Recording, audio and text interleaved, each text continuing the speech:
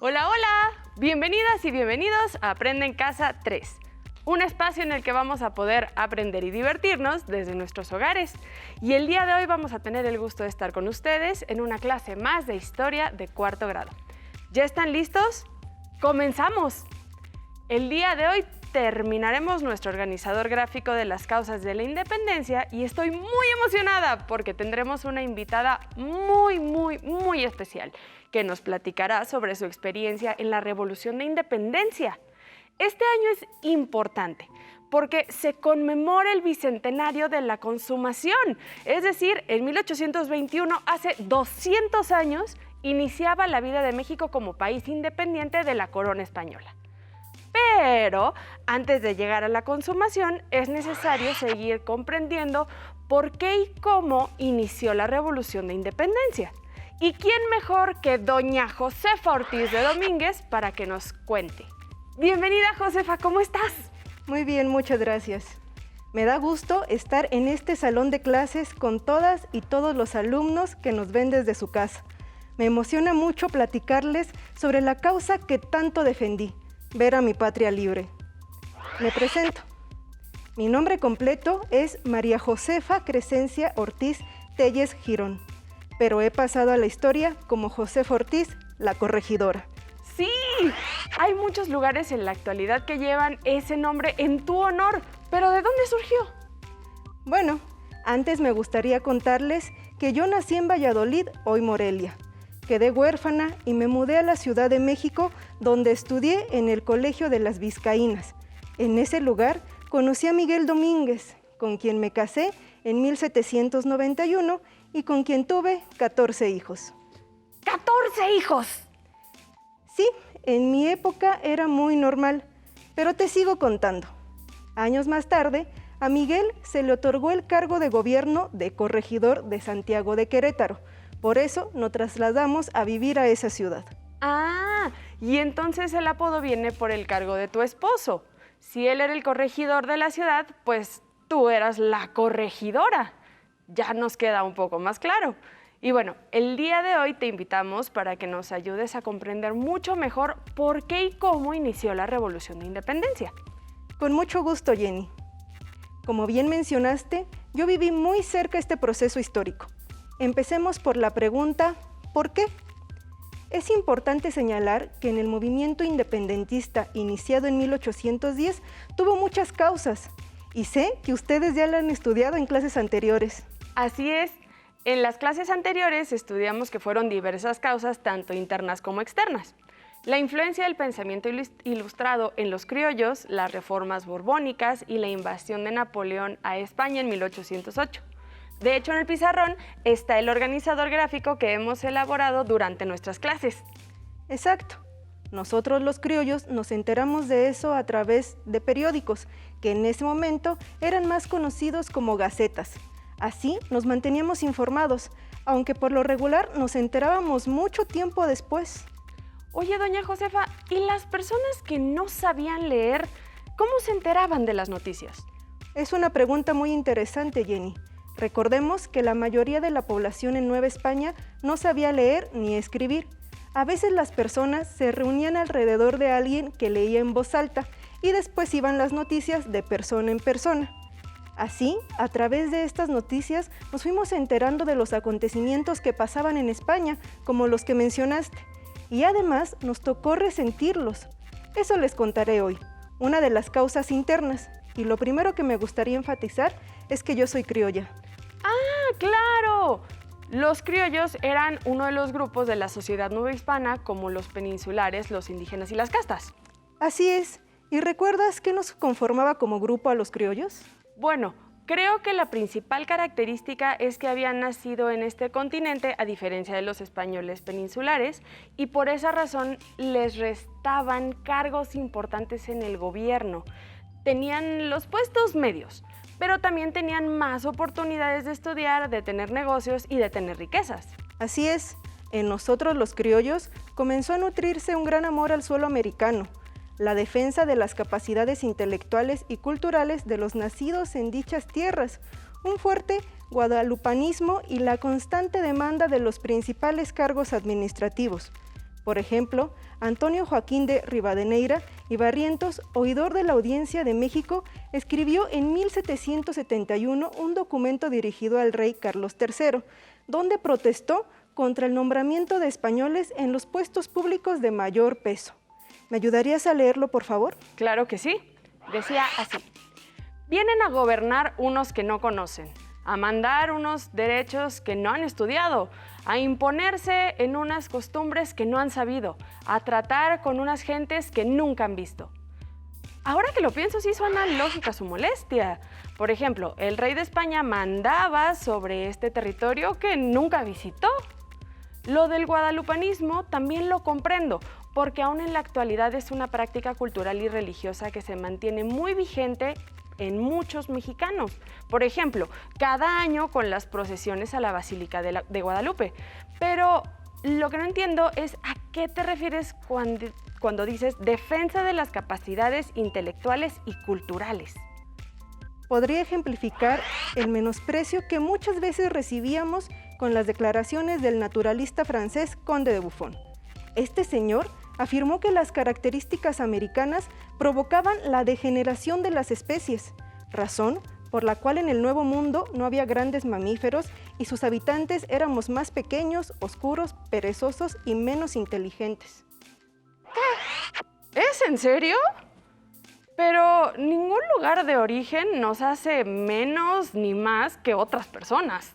Estos argumentos provocaron la indignación de muchos criollos, entre ellos del obispo de Yucatán, Juan José de Guiara y Eguren, quien buscó desmentirlos.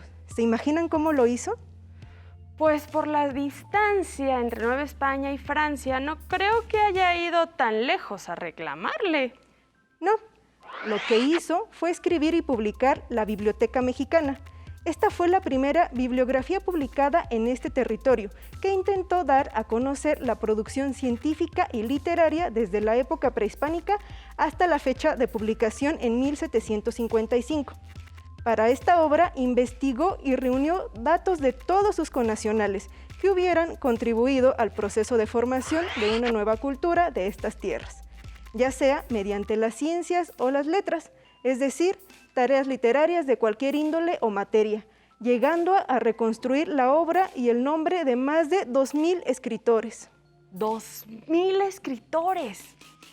En la bibliografía lo mismo aparecen virreyes como Antonio de Mendoza, que poetisas como Sor Juana Inés de la Cruz, o religiosos como Fray Bartolomé de las Casas. ¡Oh, qué interesante! El jesuita Francisco Javier Clavijero, considerado uno de los hombres más brillantes del siglo XVIII, también escribió una obra muy importante. ¡Claro, los jesuitas! Recuerdo que estudiamos que con las reformas borbónicas, el rey Carlos III decretó la expulsión de la Compañía de Jesús de los territorios novohispanos. Así es, y vaya que generó muchas inconformidades y enojo en la población novohispana. Bueno, cuando la orden fue expulsada, Clavijero partió hacia Italia. Desde el destierro escribió su obra más importante, Historia Antigua de México, donde incorporó las disertaciones, una declaración abierta de indignación en contra de los europeos que calumniaban a los americanos. La defensa del criollo ante la calumnia europea nos llevó poco a poco a reforzar en nuestro estado de ánimo los aires de liberación política y el deseo de acrecentar la participación en la vida pública y administrativa de la Nueva España. Vaya, entonces esos cambios en las ideas de los criollos trajeron consigo sentimientos muy profundos de identificarse con estas tierras y aumentó el resentimiento contra los españoles peninsulares. Sí, se formó en ese tiempo un sentimiento que ahora le denominan nacionalismo criollo. Entonces, esa sería una de las causas internas, el nacionalismo criollo. Y que tengo por aquí y lo voy a poner en nuestro organizador, ¿te parece? Claro que sí, adelante.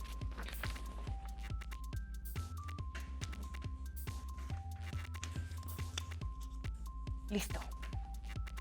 Gracias. Ahora te sigo contando.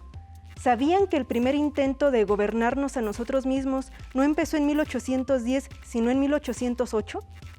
¿Cómo? ¿Quieres decir que hubo un levantamiento por la independencia antes que el cura Miguel Hidalgo lo anunciara? No precisamente, un levantamiento. En 1808, en el Ayuntamiento de la Ciudad de México, al propagarse la noticia de la imposición de José Bonaparte, hermano de Napoleón, en el trono español, dos criollos destacaron como voceros del autonomismo, Juan Francisco Azcárate y Lezama y Francisco Primo de Verdad y Ramos. Autonomismo. Cierto, está en el glosario del libro de texto en la página 165. Dice así: derecho que tiene un Estado para regirse mediante normas y órganos de gobiernos propios. Sí, ambos proponían que las instituciones de la Nueva España debían asumir el ejercicio del gobierno para conservarlo en ausencia del monarca hasta su liberación y restitución en el trono. Es decir, que iban a gobernar en lo que el rey español regresaba, porque para ese momento estaba impuesto el hermano de Napoleón, como estudiamos anteriormente. Así es. En la Ciudad de México, el sector criollo propuso a través del ayuntamiento que ante la falta de una autoridad estable en España, se erigiera una junta soberana con miembros de las élites para representar a las ciudades, corporaciones y autoridades tradicionales. ¿Y qué pasó? Cuando el virrey José de Iturrigaray conoció la propuesta del ayuntamiento, convocó a una junta general. Lo que siguió fue el inicio de un enfrentamiento entre quienes pretendieron mantener el orden de las cosas como hasta ese momento se encontraban y quienes vieron la oportunidad de ganar autonomía con la organización de una representación americana gobernante. ¿Y qué pasó con eso, Josefa? Supongo que entre quienes les convenía seguir igual, pues eran los que obtenían beneficios como españoles peninsulares. Sí. Aunque los criollos manifestaban que este gobierno autónomo sería provisional hasta que el rey Fernando VII regresara a España, el sector peninsular temía que el proceso se convirtiera en un movimiento independentista y acabase con sus privilegios. Cuando el virrey se inclinó por la postura autonomista, las grandes corporaciones políticas del virreinato, como la Iglesia, el Ejército y comerciantes españoles, vieron que afectaría sus intereses económicos. Por ello, la noche del 15 de septiembre de 1808, un grupo de hombres armados, encabezados por el comerciante y hacendado Gabriel Yermo, comandaron un golpe de Estado, es decir, la destitución de la máxima autoridad. En este caso, contra el virrey Iturrigaray. Así es. Las nuevas autoridades de la Real Audiencia también aprendieron a Primo de Verdad, Francisco de Azcárate y Melchor de Talamantes, entre muchos otros. Entonces, con la aprehensión y en algunos casos muerte de los promotores de la iniciativa de autonomismo, fue erradicada la primera opción de autogobierno. Así es, pero ante esa situación e inconformes con la situación de exclusión en que vivíamos, con relación a los españoles peninsulares, surgieron varios grupos de criollos que comenzamos a organizarnos clandestinamente, es decir, en secreto. Estos grupos de conspiradores, compuestos por mujeres y hombres, mayormente criollos, pertenecientes al sector medio del clero, de la milicia y algunos comerciantes, nos reuníamos con el pretexto de tertulias literarias. ¡Vaya, qué ingeniosos! Aparentaban que se reunían a leer las novedades de la época, pero en realidad estaban haciendo planes contra el gobierno. Voy a pegar la última causa en el organizador, que es esta, de conspiraciones. Pero tengo una duda. Además de las conspiraciones, por ejemplo, la de Querétaro, ¿hubo otras? Claro, estábamos por todos lados, Puebla, San Luis Potosí y Celaya. En 1809, en la ciudad de Valladolid, hoy Morelia, se reunía otro grupo de conspiradores. Y ya me imagino en qué termina. Los líderes encarcelados y enjuiciados. Sí, aunque en este caso les perdonaron la vida. Otra de esas conspiraciones tuvo como punto de encuentro mi casa, en Querétaro. A ella asistían los capitanes Ignacio Allende y Juan Aldama, el cura de Dolores, Miguel Hidalgo y Costilla, y los hermanos Epigmenio y Emeterio González, los tenderos de la ciudad, entre muchos otros. Sin embargo, el capitán Arias, que había formado parte de la conspiración, nos delató. ¿Delató a los integrantes como a Miguel Hidalgo y Mariano Abasolo? No, ¿cómo no pudo guardar el secreto? El miedo a las consecuencias, querida. El temor es lo que ocasionó que muchos delataran las conspiraciones. El alcalde Ochoa delató también la conspiración de Querétaro ante el virrey Félix María Calleja.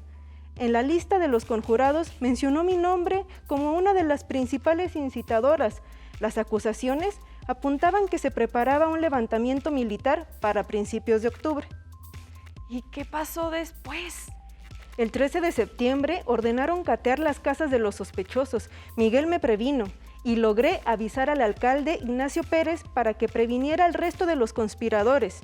Pérez se dirigió a San Miguel el Grande, donde avisó al Dama, y este salió la noche del 15 de septiembre hacia Dolores, para poner al tanto a Ignacio Allende y Miguel Hidalgo. ¿Pero qué pasó contigo, Josefa?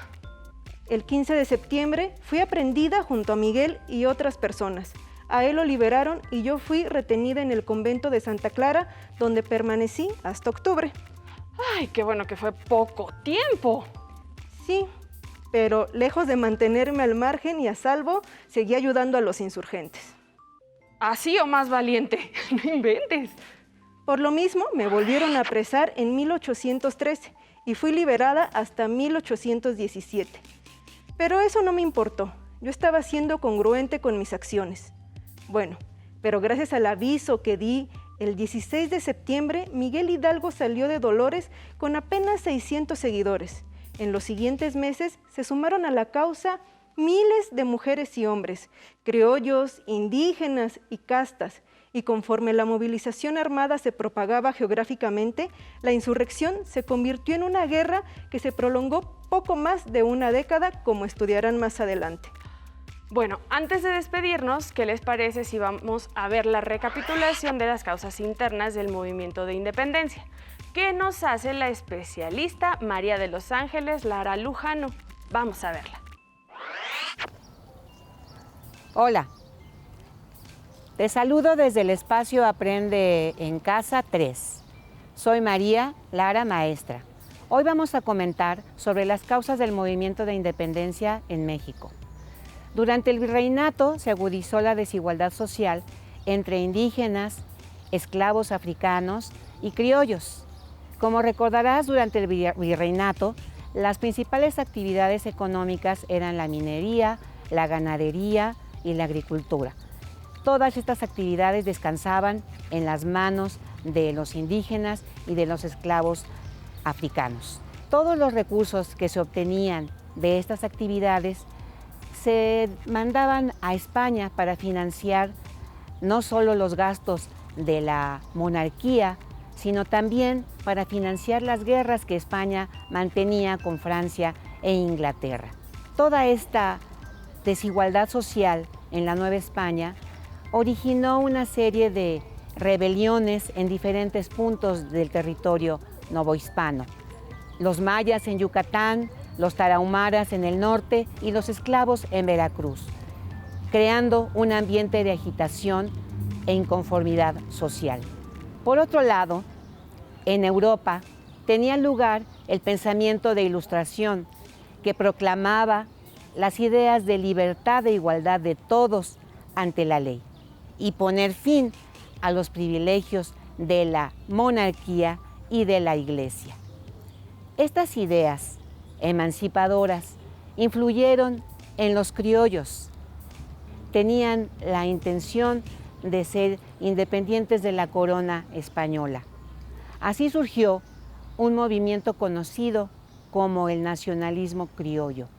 La intención de los criollos era buscar la autonomía y, basados en la idea de que el pueblo podía ser soberano y elegir su propia forma de gobierno, iniciaron una serie de acciones contra el virreinato y contra las autoridades virreinales.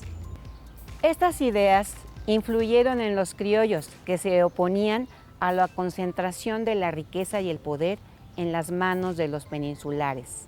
Los criollos consideraban que tenían mayor derecho a ocupar puestos en el gobierno y en la administración del virreinato porque ellos habían nacido en territorios novohispanos, a diferencia de los peninsulares, a quienes consideraban extraños en estas tierras. De esta manera surgió el movimiento del nacionalismo criollo. Su principal demanda era tener un gobierno independiente de la corona española y constituirse como un territorio independiente con un gobierno propio. A esta causa también los criollos sumaron causas como la inconformidad social de los diferentes grupos que vivían en condiciones precarias y que sostenían la economía de España. Es así que los criollos lideran diversas conspiraciones contra el virreinato. Una de ellas, en 1808, encabezada por algunos criollos en algunas ciudades como Celaya, San Luis Potosí y en Guanajuato. En 1809 tuvo lugar otra rebelión encabezada por José María Obesa y José María Michelena en Valladolid, lo que hoy conoces como Morelia.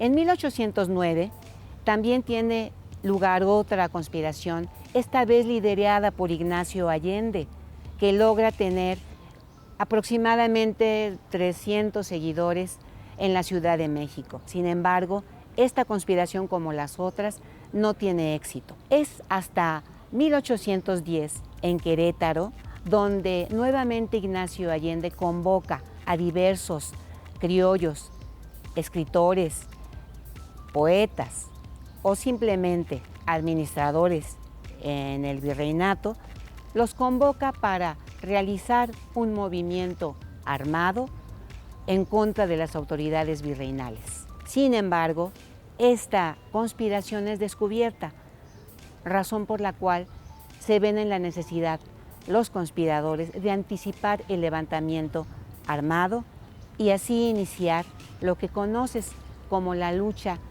libertaria por la independencia de nuestro país. Esta lucha, como bien sabrás, tuvo una duración de 11 años.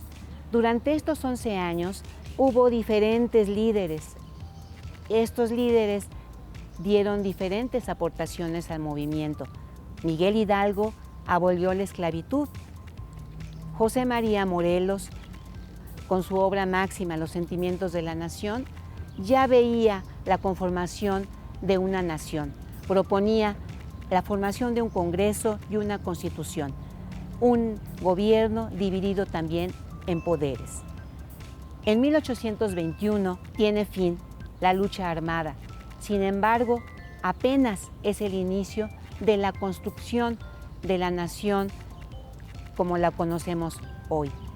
Espero que esta información te ayude a comprender las causas que llevaron a la independencia de nuestro país.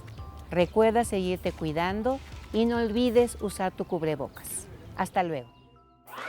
Doña Josefa Ortiz de Domínguez, un honor que nos hayas acompañado el día de hoy. Muchísimas gracias por estar aquí con nosotros. Gracias a ti, Jenny. Saludos a las niñas y a los niños. Si te es posible, consulta otros libros y comenta el tema de hoy con tu familia. Si tienes la fortuna de hablar una lengua indígena, aprovecha este momento para practicarla y platica con tu familia en tu lengua materna. Por hoy hemos terminado con Causas de la Independencia 3 de Historia de cuarto grado y espero que lo hayan disfrutado tanto como nosotras. A continuación, Lengua Materna. Nos vemos en la próxima clase, pero antes, vamos a movernos un poco.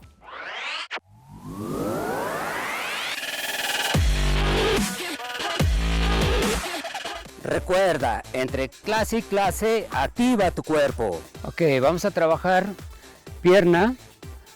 Vamos a pararnos. Vamos a abrir nuestro compás de tal manera que nos estamos cómodos.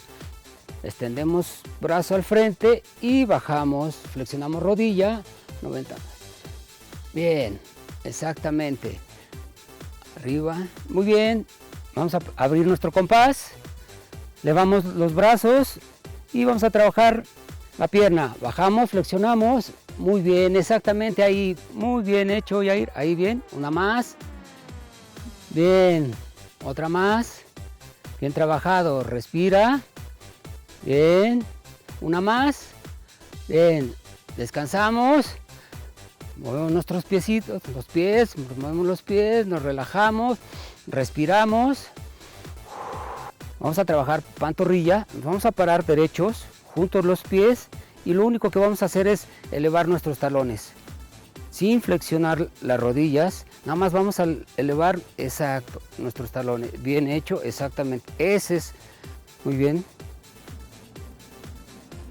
Derecho, elevar nuestros talones. Sin flexión de rodillas, sin flexionar, cuida, no flexionar rodillas. Bien, otra más. Perfecto, ahí está bien. Muy bien. Elevamos los talones, bien. Muy bien.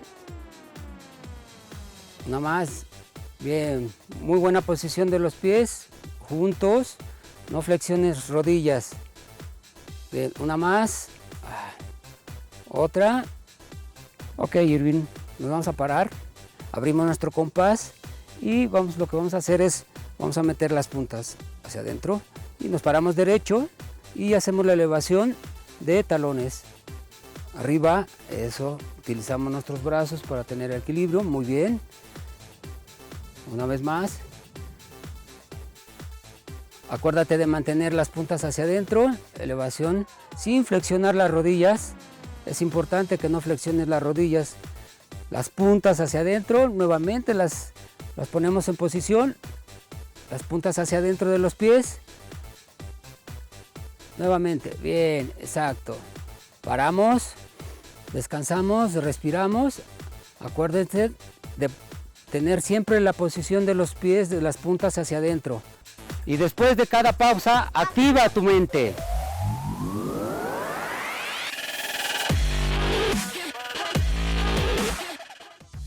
Si no tienes el libro de texto o necesitas ayuda para responder las preguntas, contáctanos. Para solicitar apoyo pedagógico, comunícate con maestras y maestros de lunes a viernes de 8 a 20 horas al teléfono 55 41 72 04 13 con 100 líneas.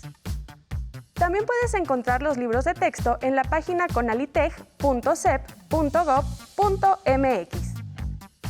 Si quieres volver a ver los programas de Aprende en Casa, los puedes encontrar en la siguiente liga: aprendeencasa.sep.gov.mx. Momento de jugar, tiempo de contestar. Aprende rápido y vuelve a jugar. Responde la pregunta, ven a participar. Hay 5 segundos, vamos a contestar. ¡Hola! ¿Listos y listas para aprender rápido? ¡Sí! Mencionaremos la pregunta y opciones de respuesta. Enseguida contarán con 5 segundos para elegir la que crean correcta. El eje temático es Historia de México. ¡Iniciemos! ¿Qué misionero español denunció el maltrato que sufrían los indios con el sistema de encomiendas? A. Juan de Zumárraga. B. Vasco de Quiroga. C. Bartolomé de las Casas.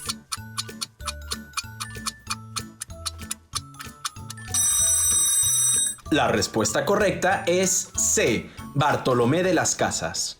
Fray Bartolomé de las Casas denunció el inhumano sistema de encomiendas.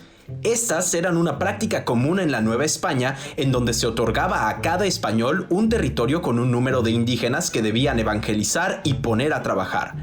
Ante las quejas, el rey de España acordó considerar a los indígenas súbditos de la corona, aunque esto no pudo detener la esclavitud. ¿Qué les parece la labor de Fray Bartolomé de las Casas, el llamado protector de los indios? Esperamos que con la pregunta de hoy hayan adquirido un conocimiento nuevo. Y recuerden, para evitar enfermedades es importante lavarse las manos frecuentemente con agua y jabón. ¡Hasta la próxima!